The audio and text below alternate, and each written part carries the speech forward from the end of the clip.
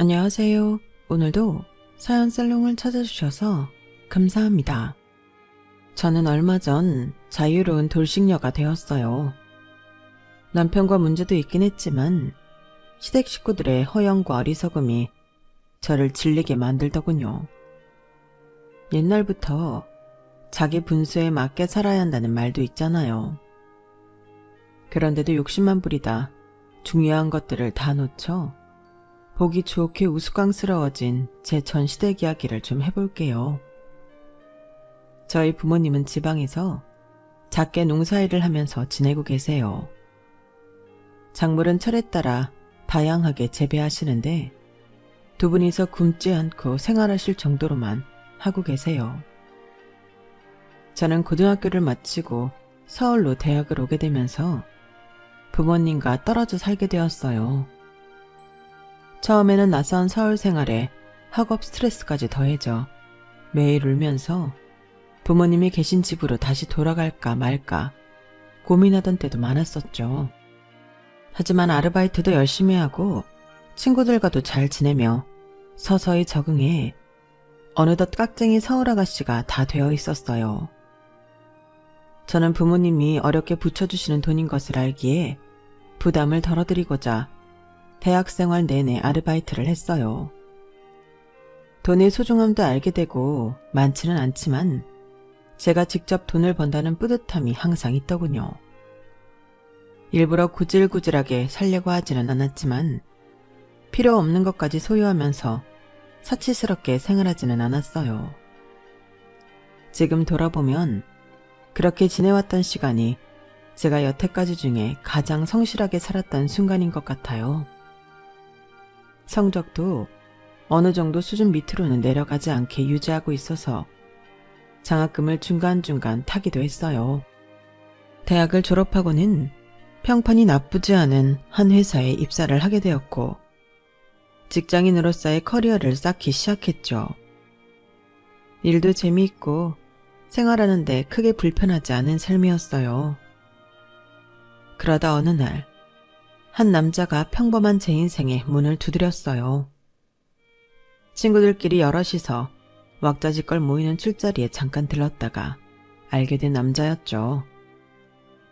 첫눈에 제가 마음에 들었는지 연락처를 받아가서는 계속 연락을 해왔고 2달 뒤 저희는 사귀는 사이가 되었어요. 남자친구는 주변에서 흔히 볼 수 있는 평범한 대한민국 남자였고 크게 모난 것 없이 서글서글한 성격 덕분에 저희는 교제 2년 만에 결혼을 하게 되었죠. 내 집 마련이 워낙 어렵기 때문에 결혼 후에도 돈을 조금 모은 후 아기를 생각해보기로 계획을 짰어요. 남편 가족 중 아버지는 일찍 돌아가셨고 어머니와 밑으로 여동생이 하나 있었어요. 시모는 완전 서울 토박이로 간혹 지방의 제 친정 이야기를 하면 무슨 외계인 이야기를 듣는 것처럼 그렇어요. 나는 국내 시골에는 여행으로도 가본 적 없잖아.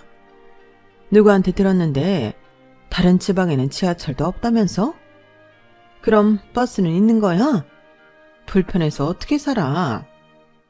이거 아는 분이 주신 귀한 건데 지방에서는 이런 거 없지. 안 먹지? 미안어, 오늘 개 탔다. 이거 돈 주고도 못 사 먹는 거래. 가끔 시골에서 농사가 잘 된 수확물을 부모님이 붙여주실 때가 있었어요. 시모에게 나눠드리려고 양손 무겁게 가져가면 그걸 고스란히 들고 와야 할 때가 많았어요. 이아야, 고마운데 이거 유기농 맞아? 네? 저희 아빠 엄마가 건강하게 키우셨다는 건 아는데 완전 유기농인지는 저도 잘... 나 유기농만 먹잖니. 여기에 농약을 얼마나 쳤을지 누가 알겠어. 이거 그냥 다 가져가서 너 먹어. 그래도 저희 아빠가 어머님도 같이 나눠 먹으라고 엄청 많이 보내신 건데. 그러니까 마음만 받을게. 그리고 다음부터는 시골에서 부쳐오는 이런 거 나한테까지 안 가져와도 돼. 너 많이 먹어. 결혼 초창기에 한번 시모에게 이렇게 상처를 받고 다시는 부모님이 주시는 작물 그 어떤 것도 가져다 드리지 않았어요. 하지만 웃긴 건 그 해의 흉작으로 구하기가 힘들거나 너무 터무니없이 비싼 것들은 간혹 저를 찔러보더군요. 미아야, 그 사돈댁이 시골에서 오이도 키운다고 하셨나? 네. 그래? 그럼 사부인한테 얘기해서 오이 좀 부쳐달라고 하면 안 되니? 채소 중에 제일 싼 게 오이인데 어제 마트 가니까 한 개에 3,000원이더라고. 그 돈 주고 오이를 사 먹을 수는 없잖아. 요즘 오이값 때문에 얼굴에 올리는 오이팩 좀 아꼈더니 이것 봐. 얼굴색이 엄청 칙칙하지? 이번에 농사 좀 되셨으면 넉넉하게 붙여달라고 말씀드려줄래? 본인이 필요할 때는 염치불구하고 당연하게 요구하는 시모가 얄밉기는 했지만 어쩔 수 없이 들어주고는 했어요. 이런 것들은 어느 정도 참을 수 있었지만 시모가 제일 얄미울 때는 따로 있었어요. 바로 남편의 여동생인 신우 이야기를 할 때였죠. 남편보다 일찍 결혼해 딸도 둘이나 있는 신우는 심해부를 따라 미국에 몇 년째 나가 있었어요. 한국에는 손가락으로 꼽을 수 있을 정도로 나와 남편을 만나고 결혼한 지금까지 딱 한 번 왔던 것이 다였어요. 시모 말에 의하면 심해부는 미국 어느 유명한 대학에서 교수를 있고 신우이는 두 딸을 하버드나 예일 대학에 보내기 위해 교육에 힘쓰고 있다고 하더군요. 고작 10살도 되지 않은 애들인데 말이죠. 저는 그냥 그런가 보다 하고 말았어요. 신우가 한국에 있어서 자주 마주칠 것도 아닌데 굳이 그쪽 일에 오지랖을 부리고 싶지는 않았거든요. 어쨌든 시모는 제 앞에서 신우네가 미국에서 성공해 잘 살고 있다는 것을 항상 훈장처럼 자랑하고 다니느라 바빴어요. 미아야, 이것 좀 봐. 이번에 진이가 미국에서 보내온 건데 한번 봐봐. 이런 거 한국에서 구경도 못 해보잖아. 너도 지금 실컷 봐두렴. 아우, 엄청 비쌀 텐데 얘는 뭐 이런 걸 다 보내고 그랬지? 이 서방이 미국에서 잘 나가기는 잘 나가나 보다. 사실 신우가 붙여온 옷가지들은 한국에서 볼 수 없는 브랜드인 것은 맞지만 딱 봐도 저렴한 티가 팍팍 나는 허름한 옷들이었고 영어로 도배되어 있는 영양제나 과자 같은 것도 요즘은 해외 직구로 다 싸게 살 수 있는 것들이었어요. 전이가 너 이거 주래. 이게 미국에서도 구하기 힘든 원석으로 만든 목걸이란다. 색깔 너무 오묘하고 예쁘지? 멀리서 온 귀한 거니까 잘하고 다녀. 전이한테 잘 받았다고 고맙다고 문자 하나 넣어주고. 목걸이는 초등학교 앞 문방구에서 파는 싸구려 장난감이라고 해도 믿을 만한 것이더군요. 자세히 보니 목걸이는 도금한 것인지 금속 함량 같은 표시도 전혀 없고 원석이라고 하는 것도 플라스틱에 물을 들인 것처럼 이상한 색을 내뿜고 있었어요. 그래도 절 생각해서 보내준 것 같아 시모 앞에서 좋은 척 연기를 했어요. 어머, 아가씨는 뭐 제 것까지 너무 예쁘네요.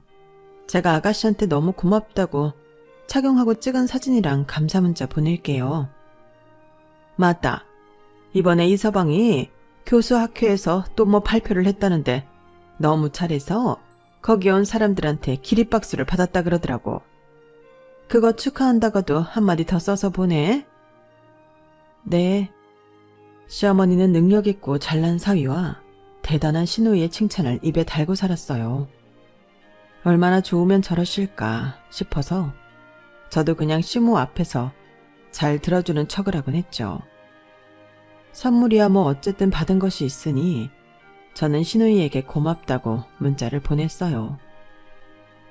아가씨, 지금 몇 시인지 잘 몰라서 전화는 못하고 이렇게 문자 남겨요. 보내준 목걸이 잘 받았어요. 너무 예쁘네요. 고마워요.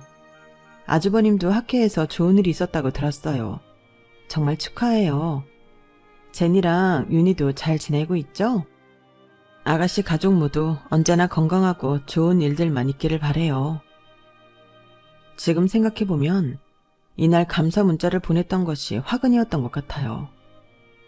신우이는 그날 이후 내적 친밀감이 생긴 건지 매일 제게 문자로 미국 생활에 대해서 이야기를 해주었어요.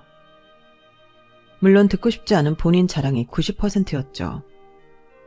언니, 그 목걸이 비싼 거니까 예쁘게 해요. 신랑이 라스베가스에 갔다가 비싸게 주고 산 거예요. 언니, 저 사는 집 한 번도 본 적 없죠? 짜잔! 사진에 있는 게 우리 집이에요.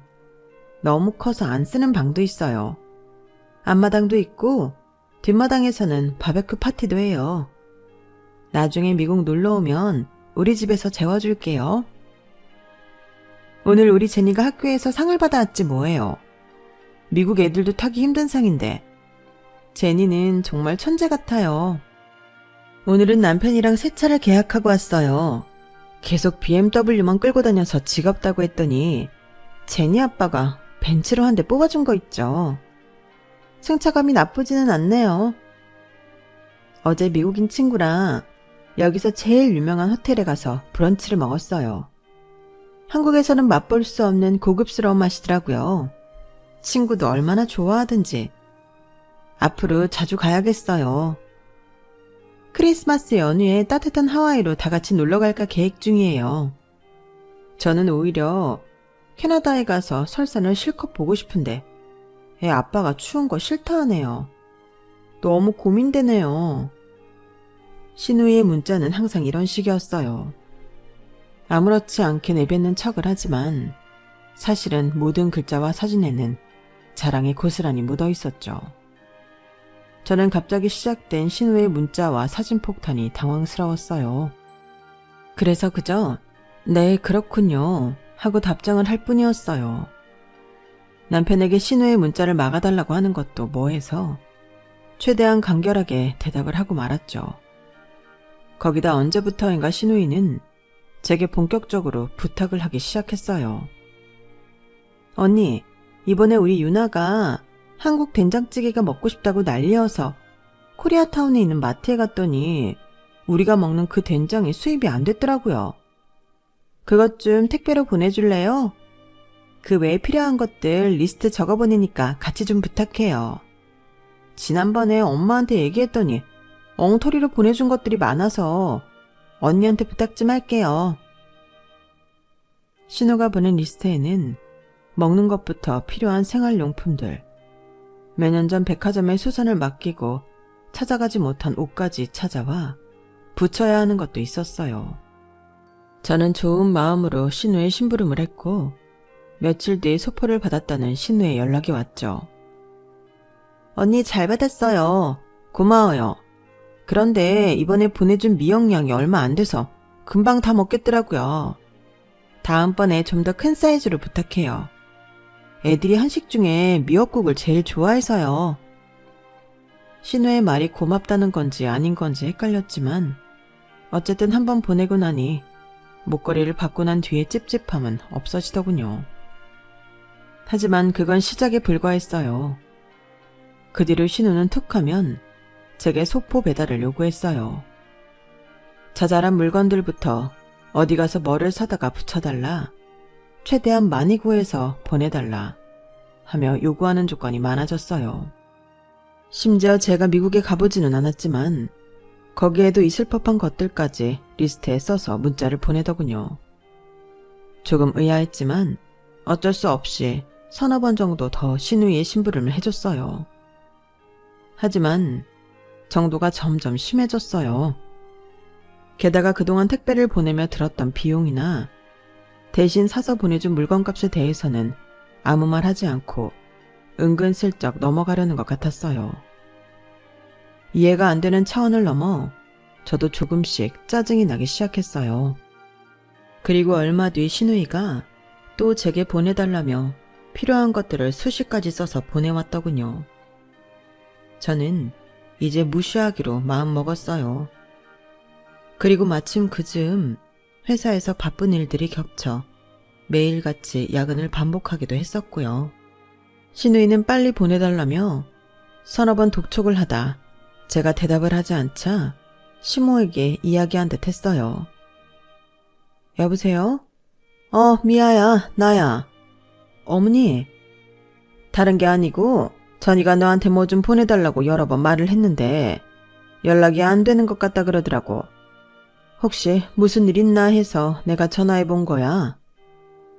어이가 없었죠. 굳이 제가 연락이 안 된다며 시모를 통해 재촉까지 시켰다는 것이요. 어머니, 제가 요즘 많이 바빠요. 아가씨가 원하는 물건 하나하나 다 고르고 다닐 시간이 없어요. 그래? 그럼 어쩌니? 전이가 필요하다고 아주 난리던데. 주말에 시간 좀 내서 해주면 안 되니? 저 요즘 주말 출근도 하고 있어요. 그리고 앞전에 아가씨가 보내달라고 해서 붙인 택배값만 50만 원이 넘어요. 안에 물건값까지 하면 200만 원도 더 되고요. 저는 당연히 어떤 방식으로든 아가씨가 돈이라도 붙여올 줄 알았는데 거기에 대해선 아무 말이 없었어요. 첫 번째 택배야 제가 좋은 마음으로 보낸 건 맞지만 한두 푼도 아니고 그 뒤로 계속 이렇게 돈 얘기도 없이 붙이는 건 저도 좀 어려울 것 같아서요. 제 말을 들은 시모는 약간 움찔하는 것 같더군요. 아, 그래? 전이가 돈을 안 붙였구나. 우선 알았어. 일 열심히 해. 저는 속이 부글부글 끓는 것을 참으며 일을 했어요. 아무리 멀리 있어도 시누이는 시누이인데 뭔가 불편한 느낌이 들기 시작했어요. 그날 저녁 늦게 퇴근하는 길에 시모가 제게 기프티콘을 보냈어요. 치킨 하나랑 피자 하나였죠. 저는 이게 뭐지 싶어 시모에게 문자를 보냈죠.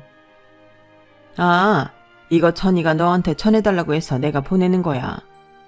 너한테 고마운 것도 많고 해서 선물 보내니까 집에 가서 천수랑 맛있게 먹으라고. 차라리 이 기프티콘을 안 보냈으면 모를까 받고 나니 그제서야 신우의 속이 훤히 보이더군요. 가족이 되었다는 이유로 제게 굳은 심부름을 다 시키고 이런 기프티콘으로 퉁치려고 했던 그 못된 속을 말이죠.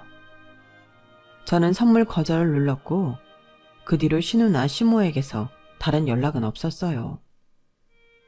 몇 달 후 명절을 앞두고 있는 어느 날이었어요. 시모가 명절 관련해서 할 말이 있다며 연락을 해왔어요.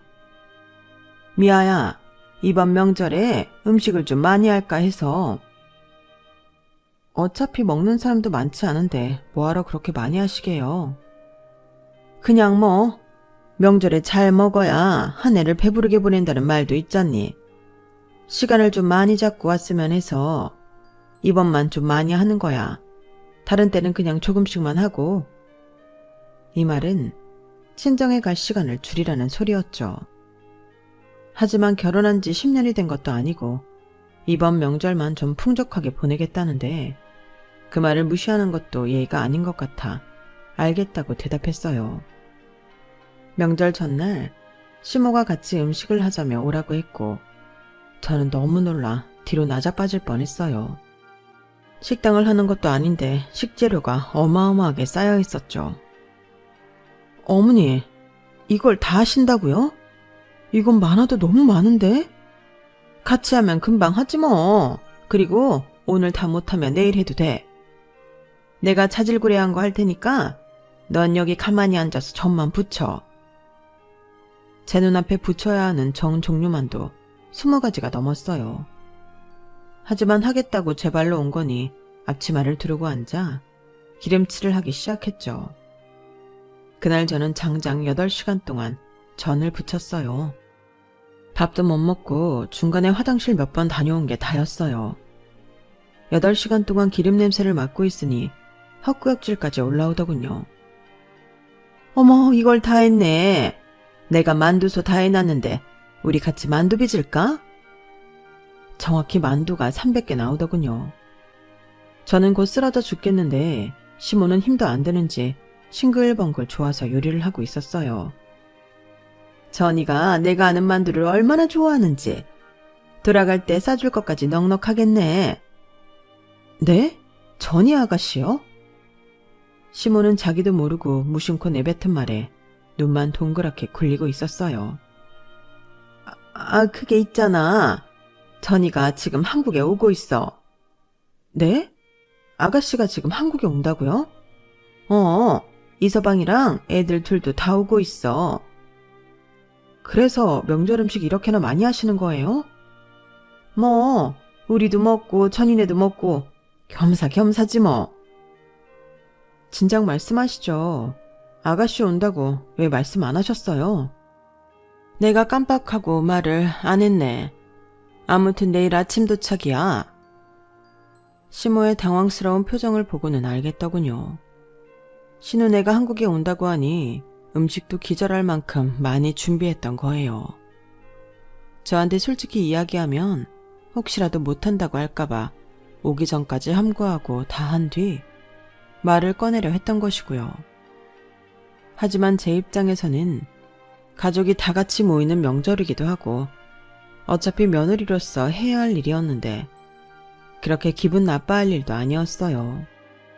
신우와의 택배 사건이 어찌됐던 여태껏 딱 한 번 만나본 신우이도 남편의 가족인데 반갑게 맞이하지는 못할 망정 삐뚤어진 마음을 잠시나마 가졌던 스스로가 한심하더군요.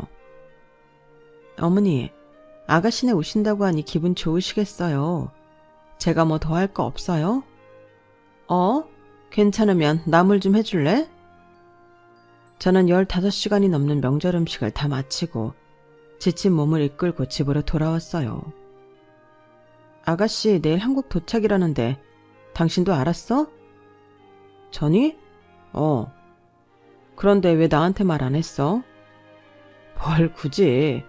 어차피 와도 우리 집에 있는 거 아닌데 뭐하러. 그건 아니지. 나 오늘 어머님 집에 가서 하루 종일 음식하다 왔어. 명절 앞두고 음식 좀 미리 할 수 있지 뭐. 그게 아니라 정말 많은 음식을 했다고. 아가씨네 온다는 얘기는 거의 다 끝날 때쯤 알았어. 어머니도 아가씨 온 다음에 나한테 얘기하려고 했다 하시더라고. 명절 음식 좀 많이 했다고 지금 성질내는 거야? 성질내는 게 아니지. 필요할 때는 불러다 이것저것 시키면서 정작 아가씨 온다는 말 같은 건 왜 안 하는데? 가족이 이런 거야? 당신을 불러다 뭘 시켰다고 그래. 며느리가 음식하는 거 당연한 거지. 그렇다고 다른 식구 다 아는 이야기를 정작 나만 빼놓고 아는 이유는 뭔데? 음식하고 뭐 잘못 먹었어? 오자마자 아주 하는 말마다 꼬투리를 잡아대네. 벽에 대고 이야기를 하는 것 같았어요.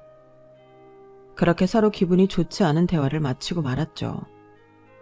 다음날 남편과 어색한 분위기를 한 채 시댁에 도착했어요. 문 밖에서부터 벌써 시끄러운 아이들 소리가 들렸어요.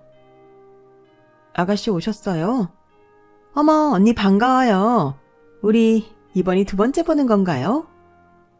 긴 시간 비행기 타고 오느라 수고 많았겠네요. 우리는 다 비즈니스 타고 와서 괜찮아요.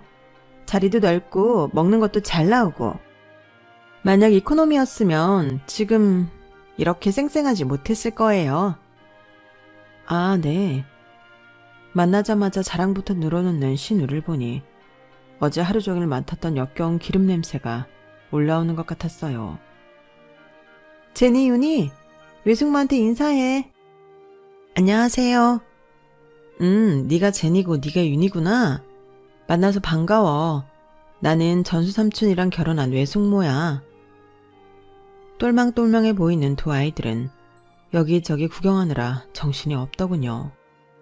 미국 명문대 교수라는 심해부와도 인사를 마치고 본격적으로 어제 한 요리들을 내오기 시작했어요. 정말 상다리가 부러질 정도의 요리들이 즐비했어요. 저는 만두랑 전 쪽은 얼굴도 못 돌리겠더군요. 맛있게 먹으면서도 뭐는 좀 짜다, 뭐는 좀 기름지다 하며 빈정대는 신우이에게는 정말 눈꽃만큼의 정도 가지를 않더군요. 식사하는 내내 자신의 미국 생활을 자랑하느라 바빴던 신우이는 아주 자랑스러운 눈빛으로 제게 작은 상자 하나를 내밀었어요. 이게 뭐예요? 열어봐요. 여기서는 구하지도 못하는 거예요. 언니 생각나서 사왔어요. 또 얼마나 조잡스러운 걸로 생색을 내려나 싶어 상자도 열기 싫었지만 다들 쳐다보고 있어 어쩔 수 없이 조심스럽게 열어보았어요. 혹시나 했지만 역시나였어요. 스타벅스 로고가 있는 상자였고 안에는 머그컵이 들어있더군요. 언니, 이거 뉴욕에 가야지만 살 수 있는 머그잔이에요. 한정판이라고요. 너무 예쁘죠? 네? 아, 예쁘네요. 고마워요. 도시 이름이 박혀있는 머그잔 하나를 내밀며 온 세상을 다 안겨준 듯한 표정의 신우이는 쉬지 않고 그게 구하기 얼마나 어려운 건지 설명을 시작했어요. 하지만 그 머그잔의 선물 의도는 머지않아 밝혀졌어요. 언니, 우리가 사는 곳이 한인타운이랑 너무 멀기도 하고 정말 백인들, 그 중에서도 리치한 백인들이 모여 사는 곳이거든요. 그래서 한국 물건을 구하는 게 너무 어려워요. 아무리 돈이 많아도 미국에서는 안 되는 것도 있더라고요. 엄마한테 부탁하려고 했는데 요즘 뭐 허리랑 무릎도 안 좋다 그러고 이 선물 받고 앞으로 제가 부탁하는 택배 좀 보내주면 안 돼요? 그러면 진짜 너무 고마울 것 같은데. 신우이는 애교 섞인 목소리로 택배 이야기를 꺼내더군요. 언니, 나중에 오빠랑 미국 놀러 오면 우리 집에서 지내게 해줄게요. 공짜로. 제가 사진 보여줬죠? 우리 집 엄청 커요. 남는 방이 몇 개인지 몰라요. 미국은 숙박시설도 어마어마하게 비싼 거 알죠? 그 돈만 아껴도. 저는 갈 계획도 없는 미국 여행에서의 숙박 제공을 들먹이며 호의를 베푸는 듯이 말하는 신우이가 정말 꼴보기 싫었어요. 저는 신우의 계획에 말리지 않고 쐐기를 박아야겠다는 생각에 말을 했어요. 택배요? 그런데요, 아가씨. 이게 정도가 있어야 하는데 너무 자주 또 너무 많이 보내달라고 하시잖아요. 저 집에서 노는 사람 아니고 이래요. 한 곳에서 다 구할 수 있는 것도 아니고 돌아다니면서 발품 팔아야 되는 것들 위주로 부탁하시는데 제가 좀 곤란해서요. 그리고 제가 알기로는 미국에서도 돈만 있으면 못 구하는 한국 물건 없다고 하던데 아무리 부자 동네에 산다 해도 아가씨 말이 좀 이해가 안 되네요. 그래서 안 된다는 거예요? 좀 힘들다고 말씀드리는 거예요. 차라리 문자로 이야기하면 더 안 좋을 뻔했는데 이렇게 얼굴 보고 말할 기회가 되니까 훨씬 낫네요. 저 전수 씨랑 사귀고 결혼까지 하면서 여태까지 아가씨 오늘로 딱 2번 본 게 다예요. 그런데 조금 황당했어요. 왜냐하면 목걸이 하나 보내고 대뜸 택배 심부름 시키고 매일 얼마나 럭셔리하게 사는지 자랑하는 말 사실 좀 불편했거든요. 불편해요? 싫으면 싫다고 하지. 지금 무슨 말을 그렇게 해요? 그래서 지금 싫다고 우회적으로 말하는 거예요. 끼지도 않았는데 까맣게 변색된 목걸이랑 이 스타벅스 머그컵을 가져와서 앞으로 택배 보내는 일을 적극적으로 해줬으면 좋겠다고 하는 게 너무 이해가 안 돼서요. 엄마한테 치킨이랑 피자도 받지 않았어요? 아, 그거요? 제가 선물 받기 거절했어요. 아가씨 통해서 어머니가 보내주신 것 중에 닭다리 껍질 하나도 먹은 거 없어요. 돈 얘기 나오면 치사해지지만 그동안 제가 아가씨한테 보내면서 쓴 돈이 몇백만 원이나 되는데 기프티콘은 좀 아니죠. 입장을 바꿔서 생각해보면 될 텐데요. 입술을 깨물고 부들부들 떠는 신우이가 느껴졌어요. 남편은 옆에서 가만히나 있지 오히려 기름을 들이붓더군요. 아니, 당신은 그거 좀 붙여준다고 뭐 어떻게 돼? 한국 떠나서 미국에서 외롭게 지내는데 필요한 거 있으면 가족끼리 보내주기도 하고 그런 거지. 왜 이렇게 양심이 없어? 뭐? 양심? 진짜 양심 없는 게 뭔지 잘 생각해봐. 그렇게 쉬운 거면 당신이 아가씨한테 붙여주던지. 똑같이 몇백만 원에 상당하는 뭔가를 보내줘야 당신도 붙여주겠다는 거야? 당신 이렇게 치사한 사람이었어? 치사하다니. 당신까지 나한테 왜 이러는 거야? 내 편을 들어줄 거라 생각했던 남편이 저를 비난하고 나면서 다들 목소리가 조금 더 커지기 시작했어요. 신우와 심해부 역시 불편한 표정을 하고 있었고 심호도 당황한 얼굴이더군요. 저는 밖으로 나와 그 길로 집으로 가버렸어요. 그동안 참고 있었던 것이 뭔가 한 번에 터진 듯한 느낌이었죠. 더군다나 무조건 신우 편만 들고 나서는 남편도 너무 꼴보기 싫었고요. 하지만 저도 잘한 건 없었죠. 제일 연장자인 심우가 있는 데서 흥분의 언성을 높였으니까요.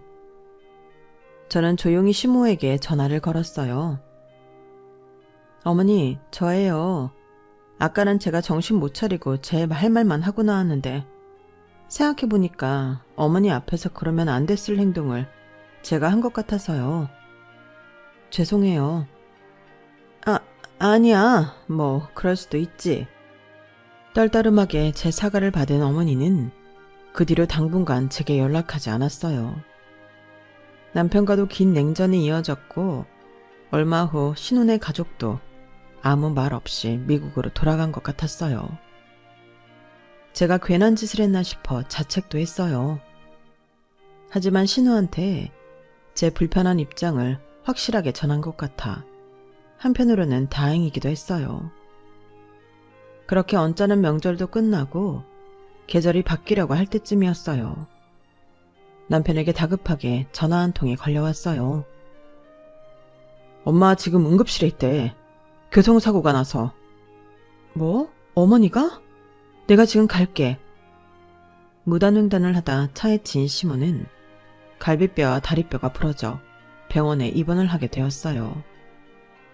다행히 머리나 다른 중요 부위는 다치지 않았지만 몸을 막 움직일 수 없게 다쳤더군요. 깨어난 것만 해도 다행이려니 하고 있었는데 의외의 것이 저를 기다리고 있었어요. 당신 돈 좀 있어? 나?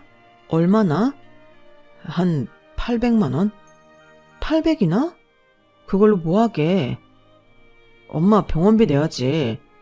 엄마 실비보험 있긴 한데 어쨌든 먼저 수납을 하고 처리해야 될 것 아니야. 당신은 돈 없어? 내가 돈이 어딨어. 보험료 돌려받으면 당신한테 주라고 할 테니까 이번에 좀 먼저 수납해줘. 남편은 당시 주식 때문에 비상금으로 있었던 여윳돈을 대부분 잃은 상태였어요. 그나마 안정적으로 회사 생활을 하고 저축만 꾸준히 해왔던 저는 당장 병원비를 낼 수 있을 정도의 돈 정도는 갖고 있었죠. 남편을 원망하고 있어봤자 잃은 돈이 돌아올 것도 아닌데 더 시끄럽게 만들지 말고 그냥 제가 먼저 돈을 내는 게 맞는 것 같았어요. 어차피 실비보험료를 받으면 어머니가 저한테 돌려주실 테니까요. 오랜 병원 생활을 마치고 심호는 집으로 돌아왔어요. 입원해 있는 동안 간병해줄 사람이 없어 연차를 모조리 당겨 제가 심호를 간호할 수밖에 없었어요. 집에 온 뒤로도 여전히 움직임이 활발하지는 못해서 제가 주말마다 반찬을 해놓고 오고 빨래며 청소까지 하고 와야 했어요. 그래도 교통사고였는데 살아서 저렇게 태어난 것만 해도 천만 다행이다 생각하며 불평 없이 온갖 굳은 일을 했어요. 몇 달 뒤 심호의 몸 상태도 많이 돌아왔고 정상적 일상생활이 가능해졌어요. 심호는 그동안 간병해줘서 고맙다며 제게 흰 봉투를 하나 내밀었어요. 이게 뭐예요? 조금밖에 못 넣었어. 그래도 미안 너 덕분에 내가 이렇게 잘 회복했어. 흰 봉투에는 놀랍게도 돈이 들어있었어요. 그리고 더 놀라운 것은 그 돈의 액수가 30만 원이었다는 것이죠. 저는 심호에게 봉투를 돌려주며 말했어요. 어머니, 저 이런 거 바라고 한 거 아니에요. 큰 사고였는데 이렇게 살아계신 것만으로도 기적이고 감사하죠. 이런 거 안 주셔도 돼요. 그냥 제가 어머니 병원에 계실 때 대신 수납한 것만 부탁드릴게요. 실비 처리 아직 안 하신 거죠? 실비? 보험 말이니? 네, 저도 그냥 어머니 병원비 내드리고 싶은데 돈 들어갈 때가 많고 실비 처리로 병원비 대부분을 고스란히 받을 수 있다고 하니. 누가 그래? 나 실비 있다고. 전수 씨가 그러던데요. 제가 먼저 수납하면 어머니 다 낫고 실비 처리한 걸로 돌려주겠다고. 어? 나 실비보험 없어. 아니, 있었는데 해약했지. 해약이요? 언제요? 좀 됐는데? 난 보험 없어. 보험이 하나도 없으시다고요? 수술이고 치료고 나을 보험비가 없어. 전수 걔가 잘못 알고 있었나 보네. 그럼 있었는데 왜 해약을 하셨어요? 시모는 제 질문에 우물쭈물하며 한참 대답을 못하더군요. 그게 필요해서 해약을 좀 했지. 그러니까 언제 뭐가 필요해서 해약을 하셨는지 궁금해서요. 얼마 전에 전이가 돈이 좀 필요하다고 해서. 네? 미국의 아가씨가요? 나도 수중에 가진 게 없어서 있는 보험 다 해약해서 줬거든. 아가씨가 무슨 돈이 필요하다 그랬는데요? 그건 나도 몰라. 그냥 급하다고 그래서. 기가 막혀서 말이 다 안 나오더군요. 어머니, 이 사고 말고도 이제 한참 병원 자주 다니실 나이인데 어쩌시려고 그 돈을 다 빼서 아가씨를 주셨어요? 뭐 그렇게 아플 일이야 또 있겠니? 모자란 사람처럼 헤헤 웃는 시무를 보니 더 기가 막히고 살이 다 떨렸어요. 당장 집에서 나와 신우에게 전화를 걸었어요. 여보세요? 아가씨, 나예요. 언니가 웬일이에요? 나한테 먼저 연락을 다 하고? 물어볼 게 있어서요. 혹시 예전에 어머니 보험 다 해약해서 아가씨한테 돈 주셨어요? 갑자기 그건 왜요? 어머니 이번에 교통사고로 몇 달 동안 엄청 고생하신 거 알죠? 그 간병도 제가 거의 도맡아 했고요. 그런데요? 어머니 병원비 나온 거 제가 먼저 수납했어요. 남편이 치료 다 끝나고 보험 처리해서 저한테 돌려주겠다고 그러더군요. 그런데 지금 어머니한테 여쭤보니까 그걸 해약해서 다 아가씨한테 줬다고 하시네요. 꼬일 대로 꼬인 신우이의 태도는 아주 기고만장했어요. 그럼 우리 엄마 보험 해약하면서 언니한테까지 물어봐야 돼요? 그 돈 급하다고 했다면서요. 그렇게 돈 많은 거 자랑하면서 뭐 때문에 어머님 보험 해지까지 하면서 가져갔냐고요. 급한데 썼다니까요. 내가 그걸 왜 얘기해야 하는데요? 얘기하기 싫어요? 알겠어요. 그럼 어머니 병원비 고스란히 지금 저한테 붙여주세요. 뭐라고요? 내가 왜 그 돈을 언니한테 붙여요? 사고 나고 어머니 돌보면서 아가씨고 남편이고 저한테 수고했다는 말 한 번 없더군요. 심지어 오늘 어머니가 저한테 고생했다고 주신 돈이 얼마인 줄 알아요? 30만 원이요. 저 돈 바라보고 간병한 건 아니었어요. 진심으로요. 그냥 내가 먼저 내드린 병원비만 받으면 됐지. 어머니 살아계신 게 다행이지. 하면서 아무 말 안 하고 있었다고요. 그런데 지금 상황이 이렇게 됐네요. 아가씨랑 전수씨가 빚을 내던지라도 해서 그 돈 저한테 갚아주세요. 누가 그깟 800만 원 없어서 그러는 줄 알아요? 그러니까 빨리 돌려달라고요. 전 그깟 800만 원 너무 소중하니까. 리치하신 아가씨는 그 돈 빨리 저한테 돌려달라고요. 신우는 신경질을 내며 전화를 끊어버렸어요. 저는 화가 나 남편에게도 전화를 했지만 돌아오는 대답은 똑같았죠. 그래? 보험 해약한 거 나는 모르고 있었는데 그걸 왜 전이한테 줬지? 당신 지금 남 얘기해? 당신 어머님 얘기야. 아가씨 태도도 가관이던데. 뭘 또 그걸 갖고 미국에까지 전화해서 그러냐? 너도 너무 다혈질이야. 그걸 가지고? 800만 원이 그까짓 거면 왜 나한테 안 주는 건데?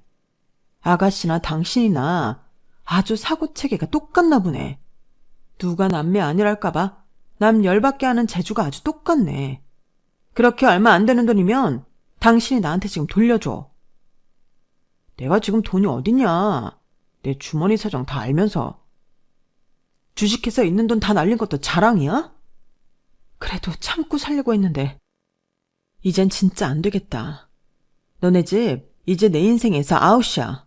당장 돈 구해서 나한테 보내라. 저와 남편은 흥분해서 서로에게 악다구니를 해댔어요. 최악의 상황으로 오고 만 거예요. 상황이 이렇게 돼서 미안하다. 돈은 살면서 어떻게든 마련하겠다. 엄마 간병하느라 정말 수고 많이 했다. 이런 말을 예쁘게 해줘도 모자랄 판에 그까짓 얼마 안 되는 돈에 목숨 거는 미친 여자로 저를 몰아가는 남편과 신우의 태도에 열이 받아 머리가 터질 것 같았어요. 상황이 얼마나 심각한지 모르는 시모는 제게 전화로 이런 말 하더군요.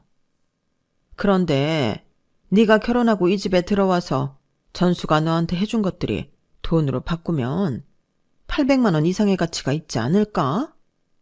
너무 화만 내지 말고 잘 생각해봐. 이게 이렇게까지 만들 일은 아니잖니. 어머니도 그러시는 거 아니에요. 지금 저한테 800만 원보다 더 중요한 건 이 집 사람들 아무도 제게 고마워하지도 미안해하지도 않는다는 것이에요. 어머니 포함해서 말이에요. 내가 언제 내가 간병해준 거 고맙다고 봉투에 돈도 넣어줬잖니. 아, 30만 원이요. 정말 눈물나게 고마운 돈이네요. 저 진짜 그 돈도 필요 없어요. 제가 낸 800만 원만 고스란히 돌려주세요. 그리고 제가 정말 인간 대 인간으로 안쓰러워서 드리는 말씀인데요. 어머니가 입에 침이 마르도록 잘났다고 칭찬하는 아가씨. 미국에서 좋은 집, 좋은 차 타고 애들 비싼 국제학교 보내고 매일 여행 다니면서 돈 쓰는 거 자랑하고 다니는데 좀 이상하다고 생각 안 하세요? 그렇게 번지르르하게 살면서 도대체 뭐가 부족해서 어머니 보험까지 싹 다 가져간 걸까요? 너무 내 자식이라고 감싸지만 말고 눈 똑바로 뜨시고 보시라고요. 제 상식으로는 아가씨 행동이 도대체 이해가 안 되네요. 더 이상 시모의 말도 들을 필요가 없더군요. 그때 저는 이 집과의 인연을 끊겠다고 다짐했어요. 그로부터 몇 달 뒤 저는 돈을 돌려받을 수 있게 되었어요. 당연히 순수하게는 아니고 법원의 명령으로요. 그 사건 이후 저는 남편과 이혼을 결심했고 동시에 소송을 진행했죠.